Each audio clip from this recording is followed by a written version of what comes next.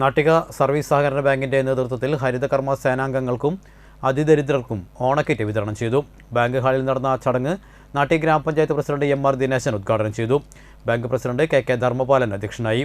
ഗ്രാമപഞ്ചായത്ത് vice president Rajani Babu, panchayat അംഗങ്ങളായ KK. Santhosh, Manikandan, Sreedevi Madhavan, bank vice president TR. Vijayaraghavan, secretary TD. Sumi, ഭരണസമിതി അംഗം എം.കെ. ശശിധരൻ എന്നിവർ സംസാരിച്ചു. 6 ലക്ഷം രൂപ വയനാട് ദുരിതബാധിത കൊടുക്കുകയുണ്ട്.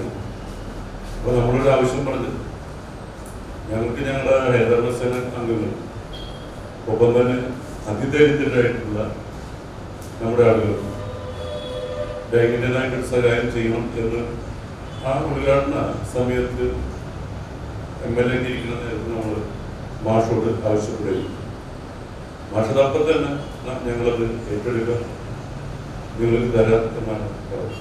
വളരെ സന്തോഷകരമായൊരു സമയമായിരുന്നു. കാരണം കേരളത്തിൽ 2